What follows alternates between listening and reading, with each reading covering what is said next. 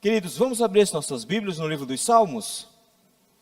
Salmo de número 103. Nos diz assim a santa palavra do Senhor. Salmo de Davi. Bendize, ó minha alma, ao Senhor, e tudo que há em mim, bendiga o seu santo nome.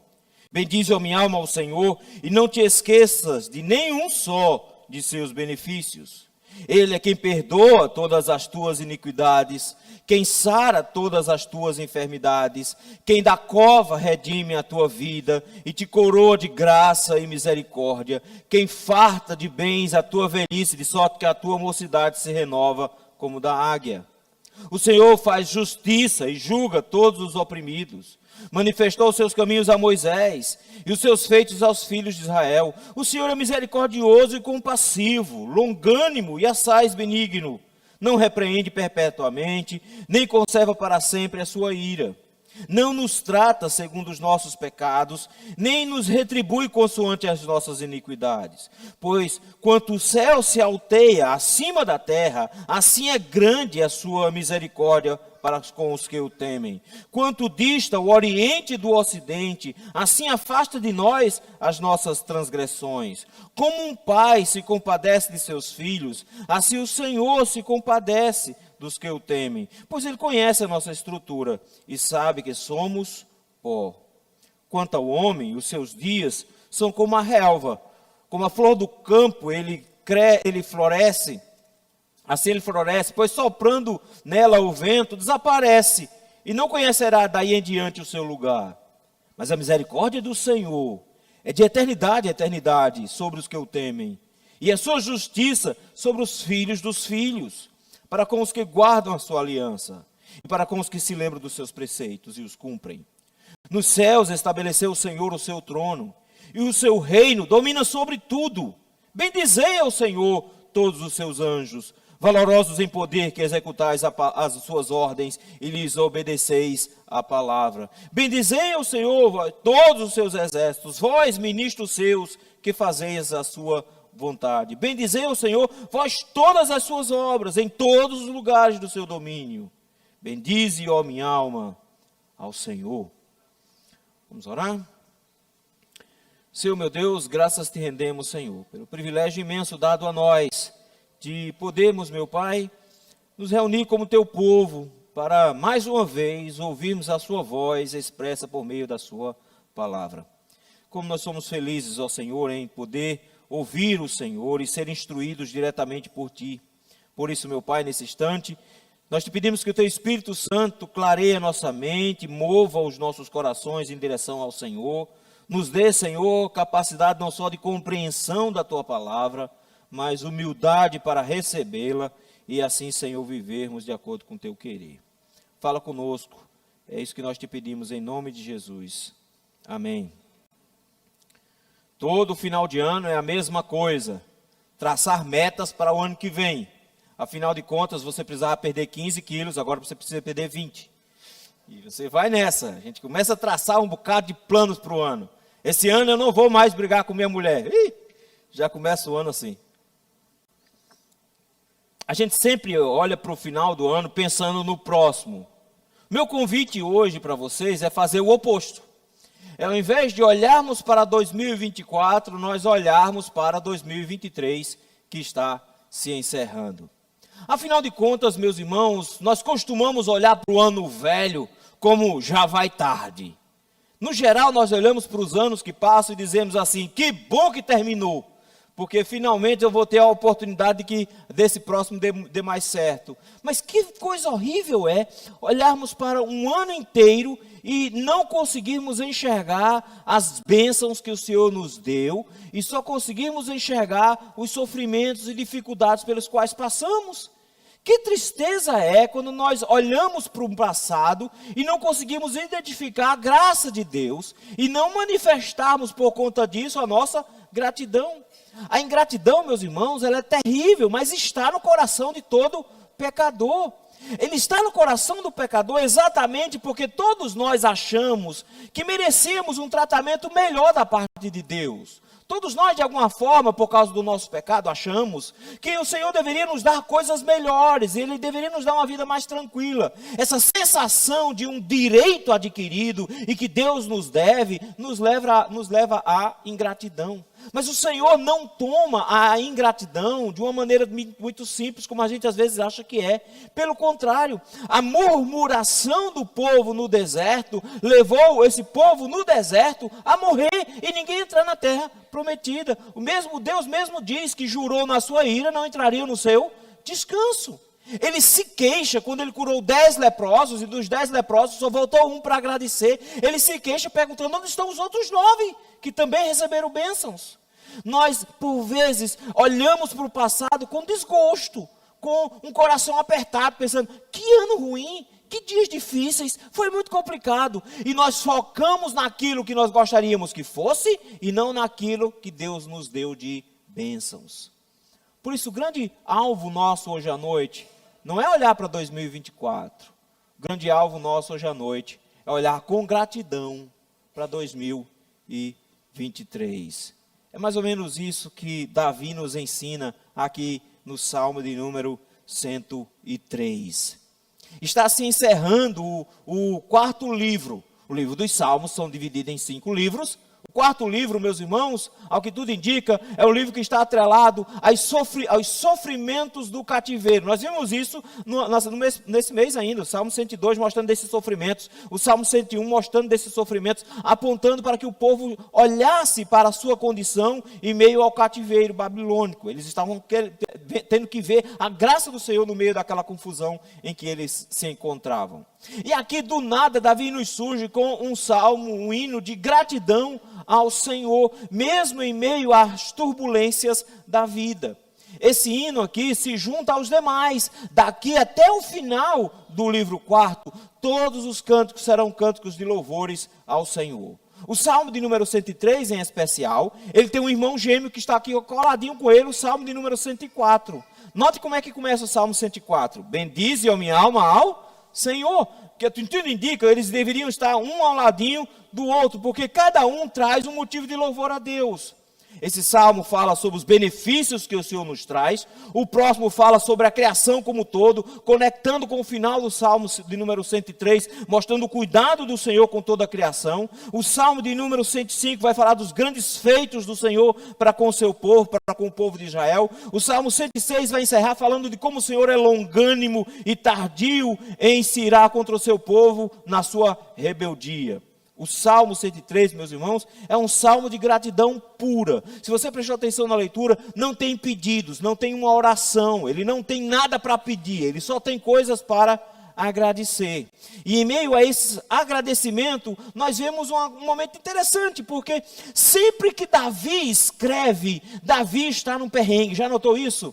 Toda vez que Davi escreve um salmo, ele está numa situação difícil.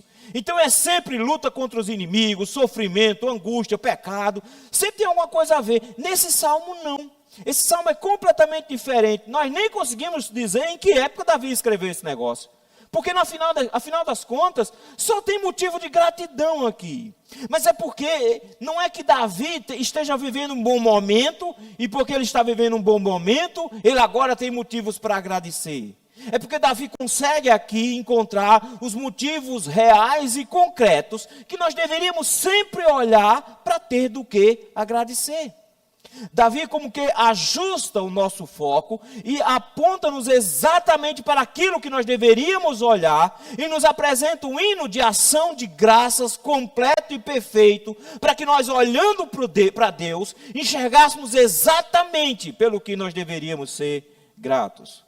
É impressionante porque ele começa o salmo com louvores individuais, versículos de 1 a 6, falando dele mesmo, de como funciona o coração dele. Mas a partir do versículo de número 7, ele começa a expandir isso até o versículo de número 19, onde toda a nação é convidada a adorar. Mas quando ele vai terminar o salmo, a partir do versículo de número 20, ele vai conclamar toda a criação a se juntar a ele. Então é um salmo que parte do indivíduo, mas que encontra em todo o universo um motivo concreto para adorar a Deus, para ser grato ao Senhor.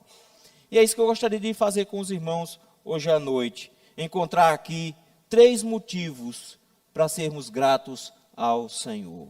O primeiro motivo de gratidão ao Senhor, meus irmãos, é pelo perdão manifestado a mim.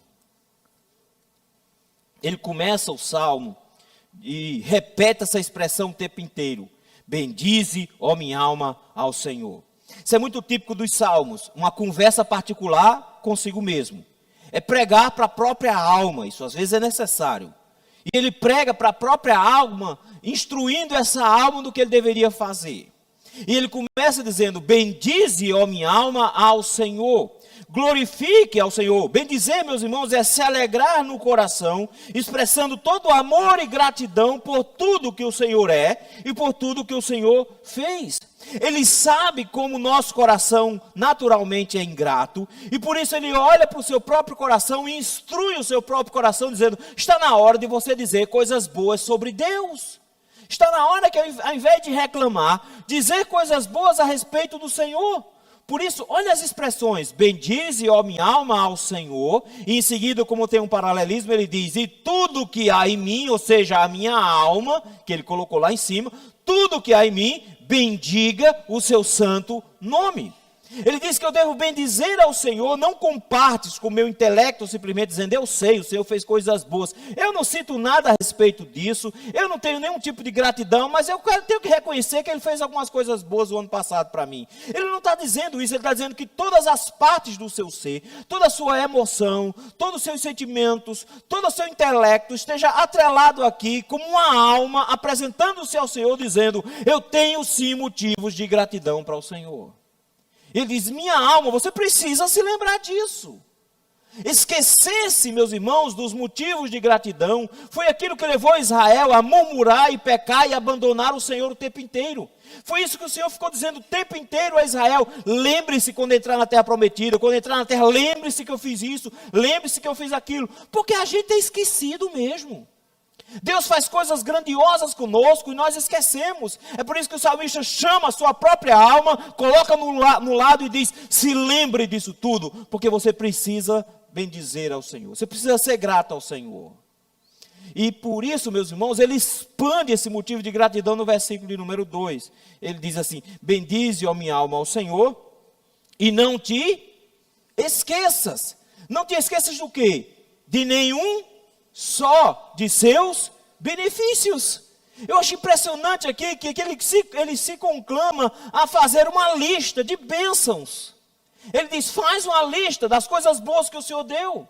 Você não pode esquecer de nenhuma dessas bênçãos que o Senhor te concedeu, porque você precisa manter o seu coração grato. Por isso, você não pode esquecer de nenhum dos benefícios que Ele fez. Nenhum dos benefícios. Você precisa de uma lista dos benefícios que o Senhor poderia te dar. Por isso que o versículo 3, o que é que ele vai trazer? Uma lista de benefícios. Uma lista de benefícios. Ele traz pelo menos umas 6 coisas diferentes aqui. Olha aí como é que ele começa no versículo de número 7. Não se esqueça dos seus benefícios. Primeiro benefício, Ele é quem? Perdoa todas as tuas iniquidades. As nossas iniquidades, meus irmãos, são nossas ações contra Deus, que se rebelam contra Deus e ofendem a santidade do Senhor. Ele diz, o Senhor é aquele que perdoa todas as nossas iniquidades. Se eu tenho motivo para louvar a Deus, é porque eu fui alvo do seu perdão. O Senhor, meus irmãos, tem muita paciência conosco e continua insistentemente perdoando, de forma que onde abundou o pecado, superabundou a graça. Eu tenho motivos para agradecer ao Senhor, porque durante 2023, meus irmãos, não pequei pouco não, foi muito. E em cada um desses pecados cometidos contra Deus, o Senhor em todos esses momentos perdoou as nossas iniquidades. Perdoou os nossos pecados. Mas não só perdoou e disse, deixa para lá, não. O perdão, meus irmãos, é garantido porque Cristo morreu na cruz em nosso lugar. 2023 foi perdoado para nós, porque Cristo morreu na cruz por causa disso. A cruz de Cristo é a garantia de que meus pecados estão perdoados. Mas não só Ele perdoa e me deixa lá mofando, Ele trata de mim enquanto me perdoa, porque não é só uma questão de dizer que está perdoado, está resolvido, não, Ele trata de todos os aspectos da minha existência. Olha a continuação da lista: Ele é quem perdoa todas as nossas iniquidades e quem sara todas as suas enfermidades. Ok, Senhor, agora a gente entrou para a área de doença. Doença a gente tem um bocado. Só vem por conta de oração. Vem por conta de oração para ver quanto o povo está doente. Não é à toa que em Recife tem uma drogazil a cada 10 metros. O povo está bem doente. Então, pastor, é o Senhor que cura? É isso que ele quer dizer? Também. A partir de agora, as bênçãos, elas têm dupla face. Elas têm uma face terrena, porque são essas bênçãos temporais que o Senhor nos dá. Mas elas apontam para uma coisa muito maior, porque quando ele fala em enfermidades, enfermidades tanto pode ser doenças do corpo, como pode ser doenças da alma, doenças espirituais. E o Senhor Jesus, pelas suas pisaduras, nos fez sarados. Ele é quem sara todas as nossas enfermidades, de forma que nossas enfermidades físicas são curadas por Ele, mas também nossas enfermidades espirituais são saradas por Ele, porque com o seu perdão, Ele cura, Ele restaura a nossa alma. Mas não só isso, olha o que continua: quem da cova redime a tua vida. Agora o negócio ficou feio, porque quem estava doente no versículo 3 está quase morrendo no versículo 4. Essa pessoa do versículo 4 está literalmente com o pé na cova, está vendo aí? A pessoa está literalmente dentro do buraco já. Esse aqui já está desenganado, já morreu. Mas ele usa uma expressão bonita, porque ele não diz assim, não é aquele que restaura, ele diz, é aquele que redime. É aquele que me compra da morte. Aquele que me compra dessa condição de estar já dentro do Sheol, do lugar dos mortos. Eu acho fantástico isso, porque da mesma forma como o Senhor é aquele que nos restaura a condição física, a ponto de que a pessoa dizer, morreu, aí volta. É desse jeito mesmo, mas ao mesmo tempo ele nos mostra que a nossa condição espiritual é de mortos espiritual, porque nós estamos mortos em nossos delitos e pecados. E o que é que ele fez? Ele nos comprou de dentro, meus irmãos, do império das trevas. Ele nos arrastou de dentro de um buraco. Todos nós, eu e você, estávamos dentro de uma cova, estávamos no lugar dos mortos, éramos contados entre os mortos, era lá que nós estávamos. Ele diz, mas o perdão do Senhor nos garantiu uma retirada da cova. O Senhor nos tirou de lá. Esse era o nosso lugar, mortos espiritualmente e para sempre. E o Senhor nos tira de lá. E tem mais, Ele ainda abençoa mais ainda. Além de da cova redime a tua vida e te coroa de graça e de misericórdia. Ele não só tira a gente do buraco da cova, como nos coloca numa condição de honra, está vendo aí? Não é só uma questão de a gente ser retirado do buraco. Porque senão fica tipo Walking Dead com a roupa rasgada, tudo feio, não é? Com aquela cara de defunto ainda. Está vivo, mas pelo menos está feio, né? Não tem nada não. É melhor escapar fedendo que morrer cheirando. Não é assim que a gente fala? Não. Ele diz, o Senhor te dá uma coroa. Notou que Ele nos coloca como reino, dentro do reino dEle. Paulo fala de nós reinamos com Cristo. Mas olha qual é a coroa que Ele coloca sobre a nossa cabeça. Ele nos coroa de graça. De uma coisa que eu não mereço. De misericórdia. Não me dando aquilo que eu mereço. Ele diz, o Senhor me coroa justamente com as benesses dEle. O Senhor não só me tira da condição de morte espiritual, mas me levanta e me cobre com a sua graça e com a sua misericórdia. Ele me enche de graça e de misericórdia, porque Ele não faz o trabalho pela metade, simplesmente fazendo uma parte e deixando você fazer a outra. Ele faz completo, Ele nos restaura inteiramente. Olha a progressão aqui. Ele diz, o Senhor perdoa as minhas iniquidades, o Senhor sara as minhas enfermidades, o Senhor me tira de dentro de uma cova e coloca uma coroa de graça e misericórdia sobre a minha cabeça. Mas não só isso.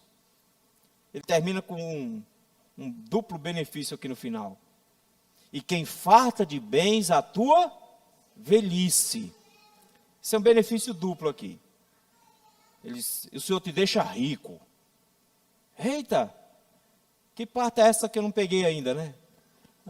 Seria tão bom, eu tomo posse dessa hoje, que 2024 seja assim. Não, mas a gente está pensando em 2023. Como assim?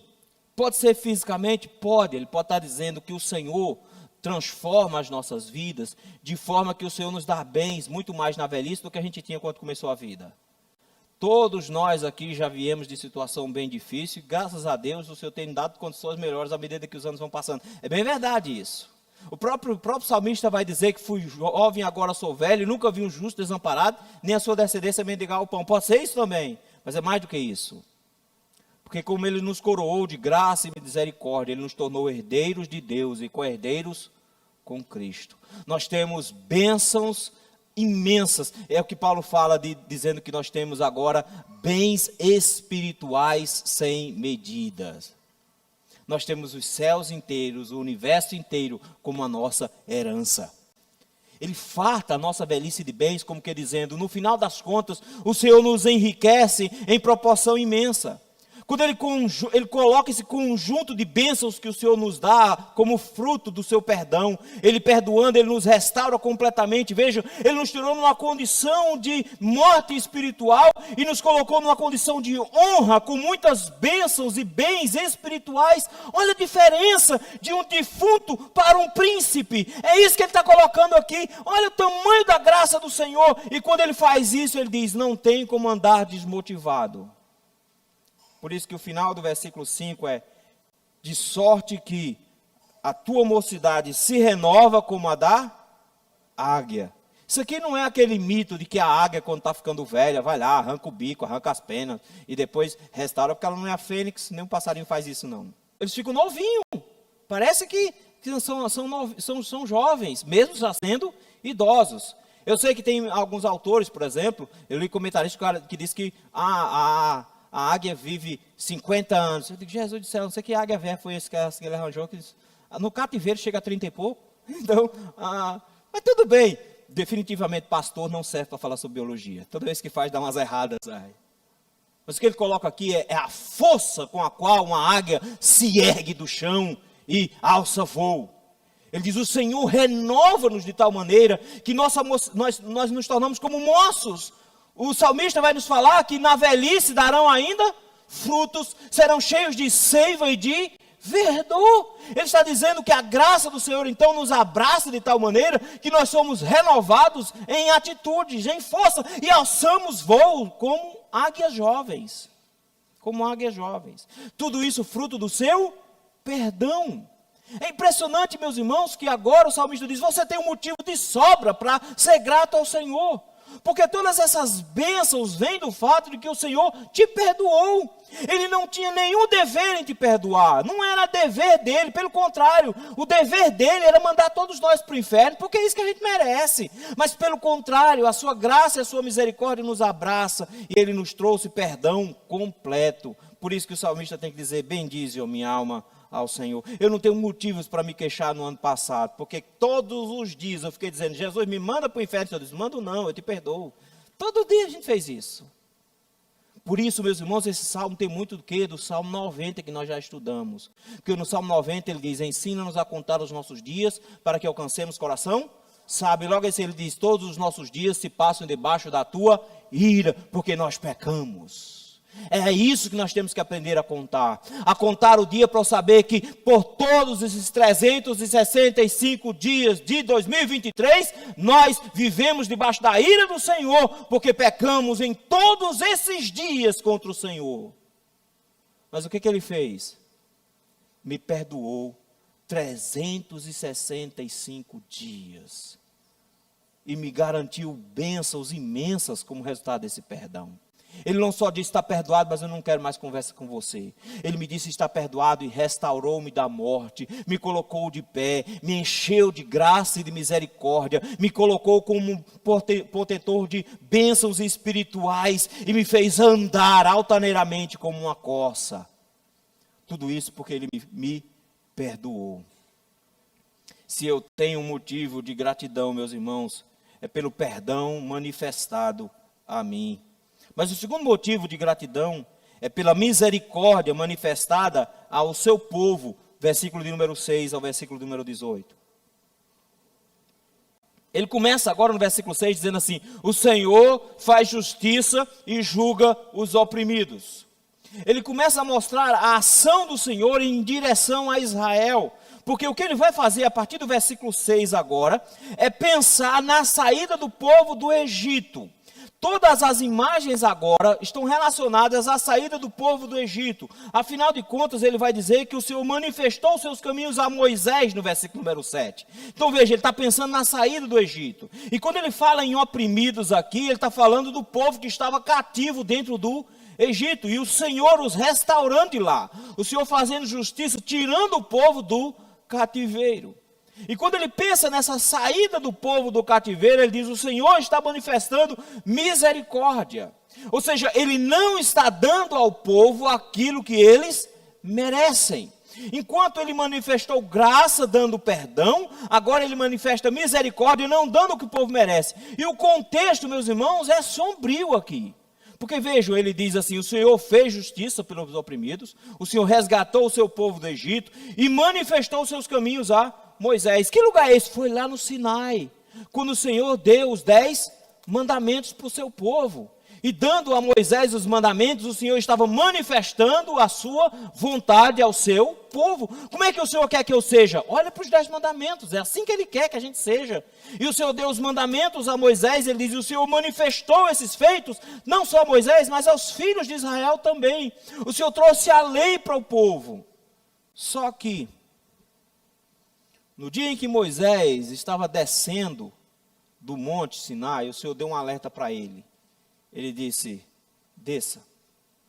Porque enquanto Moisés estava recebendo as tábuas da lei, o povo estava construindo um bezerro de ouro. Ele disse: desça, porque esse teu povo fez um bezerro de ouro lá embaixo e já está me traindo. Nem tirei direito da terra prometida, da terra do Egito, e levei para a terra prometida. Já estão me traindo lá embaixo. Desça. E Moisés, quando desceu e viu o alarido do povo, a zoada, a confusão, o barulho da festa, ficou tão irado, sapecou as tábuas no chão, foi pedaço para tudo quanto é lado, ficou revoltado com aquilo tudo. E qual é a ideia? O Senhor vai destruir tudo. O Senhor vai matar todo mundo, Êxodo 32. É o Senhor que tem que fazer isso mesmo. E aconteceu. Morreu um bocado de gente naquele dia. O Senhor trouxe juízo sobre Israel, não teve jeito. Mas mais tarde, no capítulo 34 de Êxodo, tem uma coisa muito bonita que acontece lá. Nós descobrimos que Deus não vai destruir o povo, mesmo o povo tendo uma traição tão grande para com Deus. Lá tem exatamente as palavras do versículo de número 8. Um povo ruim, meus irmãos, ruim feito falta de fôlego.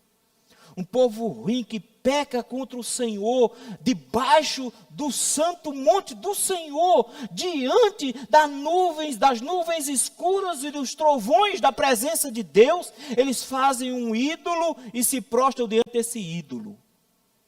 Mas nós descobrimos uma coisa fantástica sobre Deus no versículo 8. O Senhor é misericordioso e compassivo e longânimo e assaz benigno. Ele arrasta o texto de Êxodo 34, versículo número 6, para dizer: vocês precisam se lembrar quem Deus é. Porque nossa vida é uma ofensa diária contra Deus. Do mesmo jeito que foi o bezerro de ouro para o Senhor ali. Mas o que é que o Senhor nos lembra? De que o Senhor, Ele é longânimo, Ele não pede, Ele não tem pavio curto, Ele estica a sua misericórdia demais. Ele é misericordioso, Ele é compassivo, Ele tem compaixão de nós, Ele tem pena de nós, Ele é muito benigno, Ele só faz o bem. Por isso mesmo, muda Israel pelo seu nome a partir do versículo de número 9. Ele não me repreende sempre, para sempre. Está vendo aqui que interessante? Ele não repreende perpetuamente.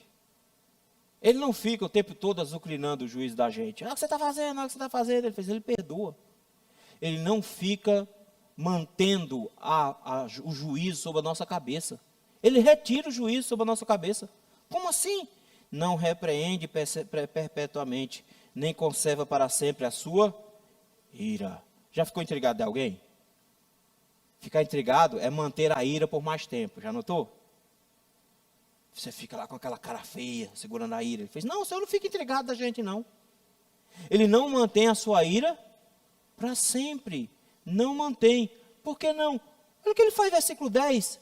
É até difícil de entender o negócio deles. Ele não nos trata segundo os nossos pecados.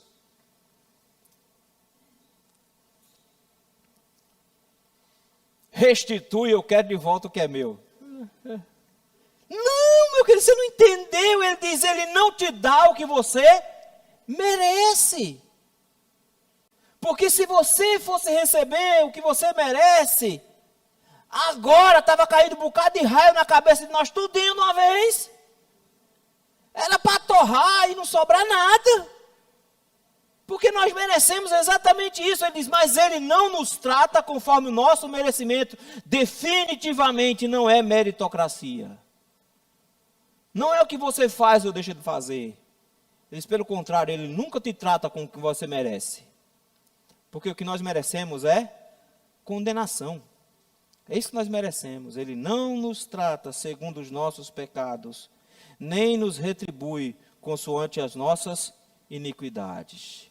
Ele não dá o pago pelo tamanho da ofensa que você fez contra ele. Ah, pastor, mas foi só uma besteirinha que eu fiz, foi um negocinho bobo, não é nada não. Meu irmão, a quebra da mínima parte da lei é suficiente para uma eternidade inteira no inferno. Você não precisa de 10 pecados não, você só precisa da metade de um. Na metade de um, era suficiente para uma eternidade inteira no inferno, só para pagar aquele pedacinho. Imagina 2023 todinho juntando. Aí você disse, não, ele não nos trata assim. Ele não nos trata assim. Porque ele nos perdoa por misericórdia e graça. Olha as expressões, como é que ele faz. Ele usa tanto altura como largura, está vendo? Ele usa tanto o aspecto horizontal como vertical. Ele faz assim, ó. Porque quanto o céu se alteia acima da terra, olha a altura que é isso, está vendo? Quanto o céu se alteia acima da terra, assim é o tamanho da sua misericórdia. Por que eu não vivo sendo destruído, massacrado? Ah, pastor, por que as pessoas sofrem? Porque elas merecem. Mas lembre-se que todos os nossos sofrimentos não são a mínima parte do que nós realmente merecemos. Nós merecemos muito mais, mas a misericórdia do Senhor é tão grande, eles, que ultrapassa o Monte Everest. É da altura do céu, até onde vai os céus. Essa altura do tamanho da misericórdia. Para com todo mundo? Não. Porque nem todo mundo é alvo da misericórdia. Ele diz, pois quanto o céu se alteia acima da terra, assim é grande a sua misericórdia para com quem? Os que temem ao Senhor. Aqueles que se rendem a Ele. Aqueles que se humilham na presença dEle. Porque a misericórdia do Senhor é imensa para aqueles que temem ao Senhor. Mas aqueles que afrontam ao Senhor e vivem em desobediência clara contra o Senhor e se levantam contra o Senhor, para esses há expectação clara de juízo eterno. Para esses, nenhuma fagulha de misericórdia. Mas para aqueles que se rendem ao Senhor e se colocam aos seus pés e se rebaixam e temem a Ele, Ele diz, para esse, meu filho, não é só um pedacinho de misericórdia que eu dou, não. É um céu inteiro, daqui até chegar lá.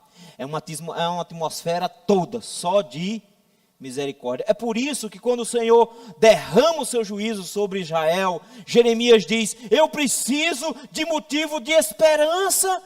Eu preciso de algum motivo para viver, porque eu estou vendo o juízo de Deus sobre Israel. E o que é que eu faço para viver? Eu preciso trazer à memória o que pode me dar. Porque as misericórdias do Senhor são a causa de não sermos consumidos, elas se renovam a cada manhã. É grande demais. Aqueles que temem ao Senhor têm misericórdia para dar e vender. Ele diz, ela é muito alta, mas não só é muito alta, olha a distância também. Agora, esse foi o vertical, agora olha o horizontal. quanto dista o Oriente do Ocidente. O Oriente do Ocidente, de ponta a ponta, ele diz, é essa a distância que o Senhor usa para afastar de nós as nossas transgressões. Durante a festa do perdão, havia lá, em Levítico 16, a figura de um bode chamado bode expiatório. Eles faziam oração sobre esse bode, e era como se esse bode agora estivesse levando todos os pecados de Israel. Enquanto um animal era levado para o sacrifício para morrer, esse animal tinha uma outra finalidade. Eles soltavam esse bode no deserto, para ele ir embora. E ele pode ir embora. E à medida que ele ia se afastando, eles iam sabendo, o Senhor pegou o que me condenava e mandou embora. Aí ele sabe qual é a distância que vai ficar? O quanto está distante o Oriente do Ocidente. Ele nos afasta dos nossas iniquidades de tal maneira que nem dá mais para sentir o cheiro dos nossos pecados. Que misericórdia é essa? Que grandiosa misericórdia é essa? Mas como se não bastasse agora todo o contexto de sacrifício, ele traz agora para um negócio bem particular, um contexto de família. Olha aí, versículo de número 13. Como um pai. Olha a imagem de Deus agora. Como um pai que tem misericórdia dos seus filhos. Como é que um pai tem misericórdia dos seus filhos? Gente, menino é bicho ruim. Menino a gente desiste, não. Tem dia que os meninos tiram a paciência da gente, que a nossa vontade é pegar uma corda dobrada em 4 pedaços. Enquanto tiver força no braço, a gente sentar nas costas. A vontade é só essa. Não é? Tem dia que você está vontade de matar, desgraçado, não é? Não é assim? Não mata por quê? Porque nenhum pai solta um braço todo num filho. Quando nós vamos disciplinar, nós medimos a nossa força. A gente não bate num filho como quem bate um bandido. A gente bate no filho medindo a força. Com compaixão. E quantas presepadas os meninos da gente não fazem e a gente deixa para lá? Deixa para lá, vou mexer nesse negócio agora não. Deixa aí. Compaixão. Ele diz, olha os sentimentos paternos em relação a um filho. Ele diz, o Senhor nos trata desse jeito. Ele não nos bate, ele não dá uma surra que a gente merece. Ele dá uma chinelada de havaiana de vez em quando.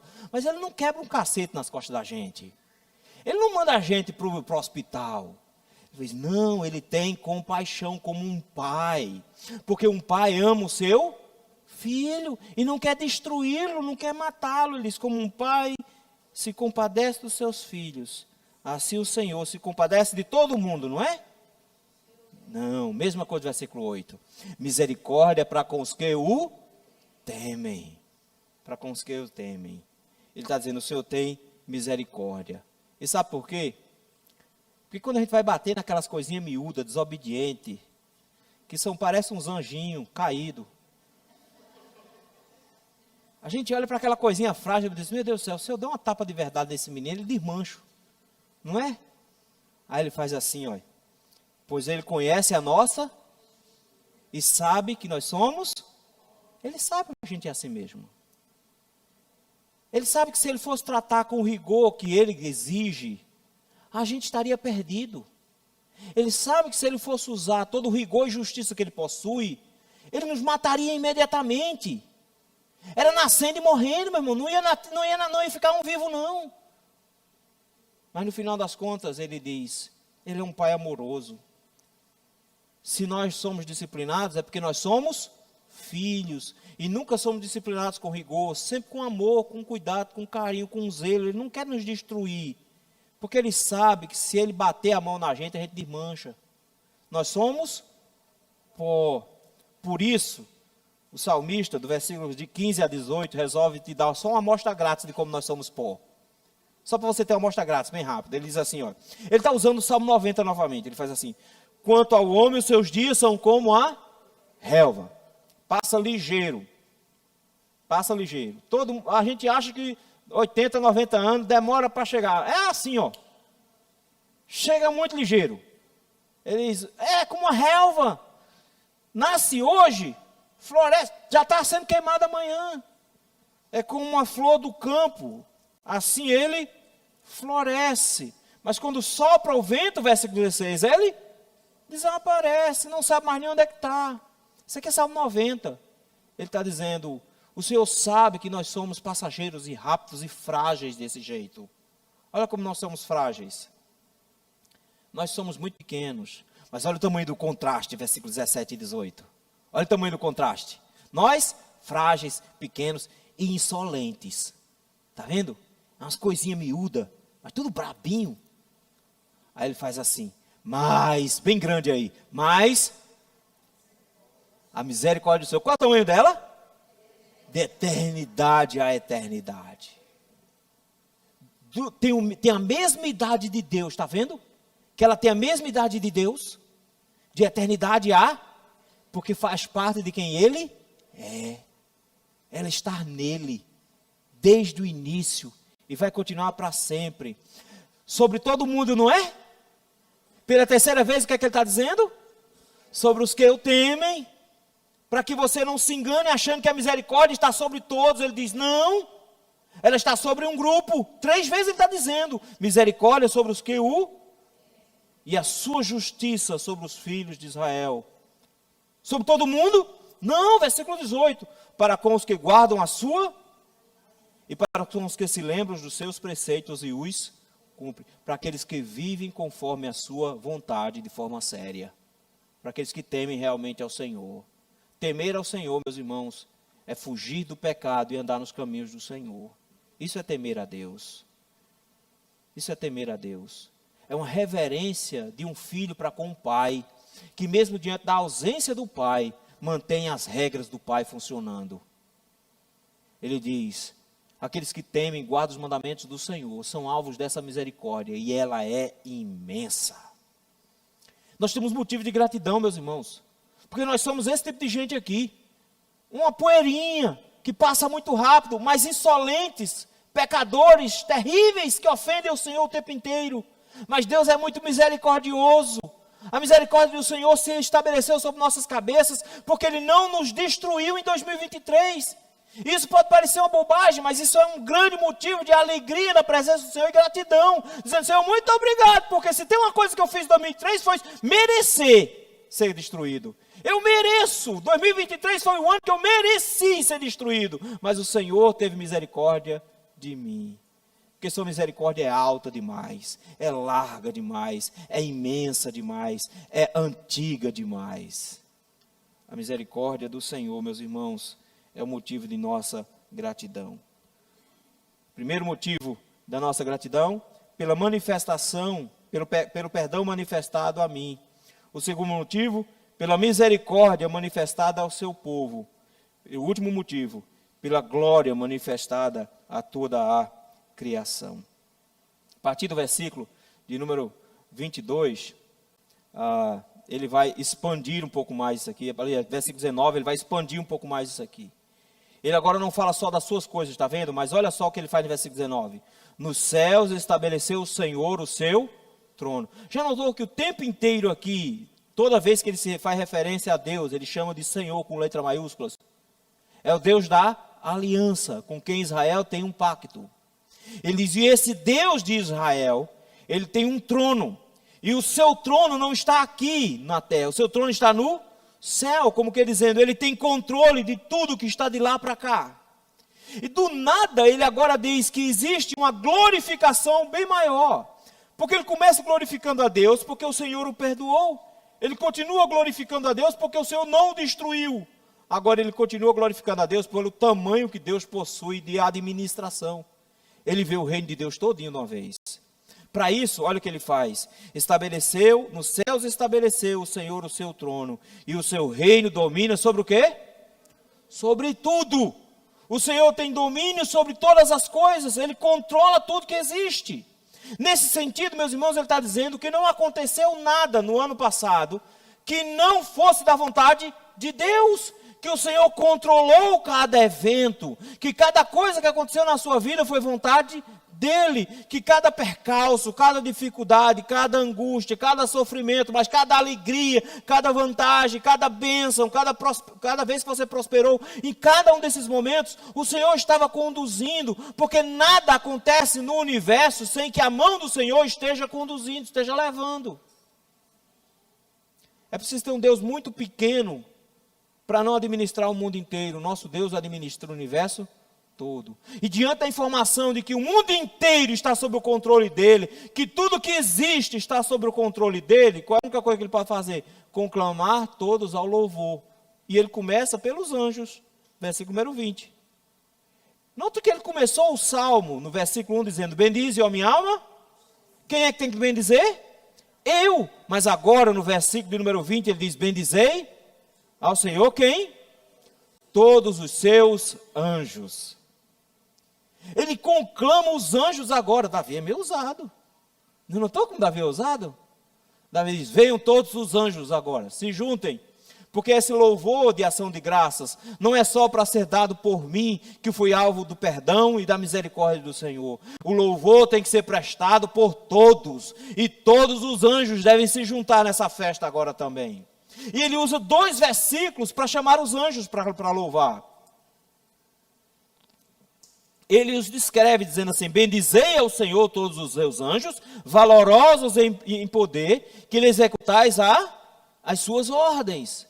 Ele diz: os anjos estão a serviço do Senhor para fazer aquilo que Deus manda. E o que é que os anjos fazem? Aquilo que Deus manda. Eles executam as ordens, eles são mensageiros.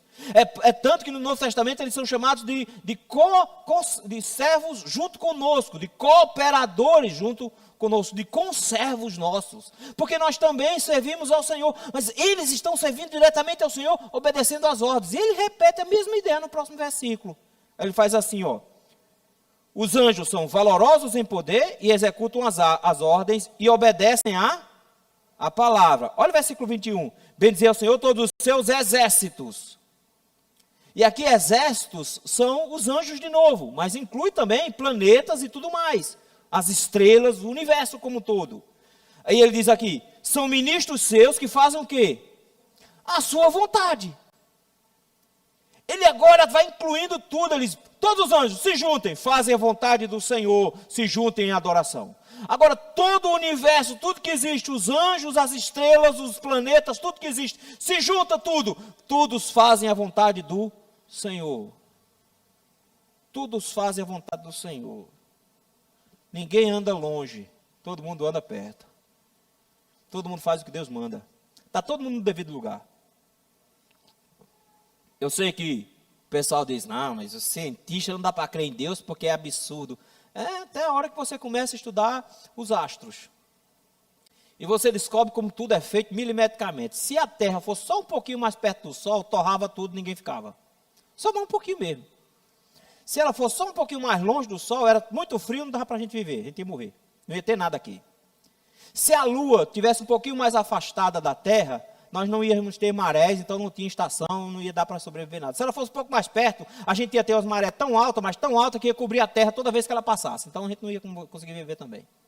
A gravidade, se ela fosse só um grauzinho mais forte, a gente não teria nem sequer universo, quanto mais Terra. Se ela fosse só um grauzinho menos forte, nós não teríamos nem universo, quanto mais Terra. Aí quando você pergunta: não, deve ter algum outro planeta onde tenha vida. Meu irmão, para ter um planeta que tenha uma vida, tem que ter um Sol como o nosso, na mesma distância que o nosso, com outros planetas igualzinhos aos nossos, com um planeta gigante também ao redor para proteger, com um cinturão de asteroides ao redor também para proteger, com a camada de ozônio para proteger. Teria que ser como? Igual. Não só um planeta, nós teríamos que ter todo um sistema solar igual. E o que é que o Senhor faz? Faz tudo girar no lugar certo. Você sabia que passou um meteoro esse ano raspando aqui? Ele deveria ter passado 3 vezes a distância da Terra. Estava todo mundo calculando isso, está tranquilo, vamos olhar o asteroide. Do nada o bicho desapareceu. E eles ficaram procurando e não acharam, procurando, não acharam, procurando, não acharam, e descobriram que ele passou entre a Lua e a gente. Eita, tirou um fino. Você podia ter morrido, tá vendo? Nem sabia, 2023. Aí o salmista diz: ele controla todo o universo. Exatamente o que ele quer. Olha o tamanho da glória desse Deus, está vendo? Olha o tamanho do poder desse Deus. Nesse sentido, versículo de número 22, o salmista chama o restante do povo que estava faltando. Ele chamou os anjos, chamou os astros, agora ele chama tudo quanto é bicho, versículo 22. Bendizei ao Senhor, vós todas as suas obras. Onde tiver uma coisa feita por Deus, ele diz, em todos os lugares do seu domínio. Onde tiver alguma coisa feita por Deus, ele diz, lá nesse lugar. Nós criamos um telescópio novo agora, James Webb. Está tirando fotos incríveis do universo. Está todo mundo besta com as fotos que ele está tirando. É muito longe. Não, nós queríamos uma foto, que eles disseram, nós queremos uma foto do final do universo, que prova o Big Bang. Lá do final, para pegar o início de tudo. Quando tiraram a foto mais distante que eles conseguiram, descobrir que as galáxias estão lá, bem formadinhas, do jeito que estão aqui pertinho. Chegaram nem perto da beirada do negócio.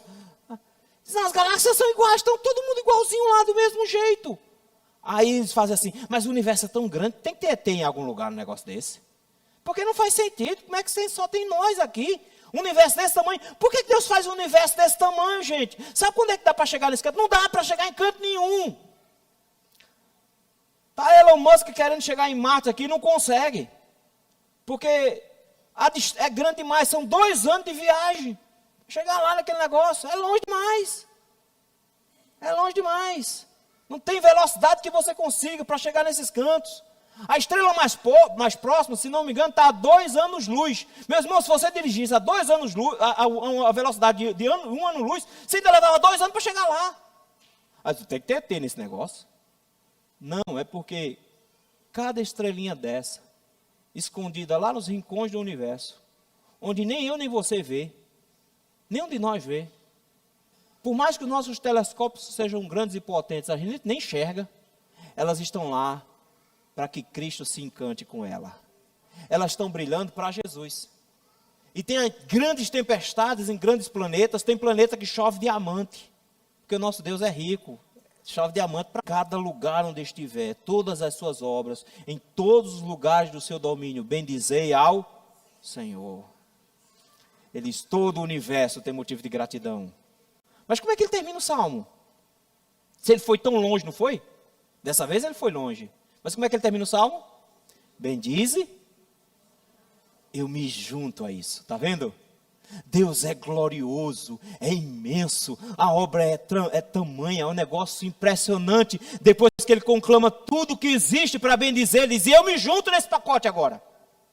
Porque eu tenho motivos de louvor ao Senhor, porque sendo Ele um Deus tão grande, tão glorioso, me fez participante dessa glória, me colocou junto desse pacote. Eu sou agora abençoado por me juntar a toda a criação. Os anjos louvam, eu louvo também. O universo inteiro manifesta a glória do Senhor, eu também. Eles, eu me junto a toda a criação, e esse é o grande privilégio que eu deveria ser grato ao Senhor.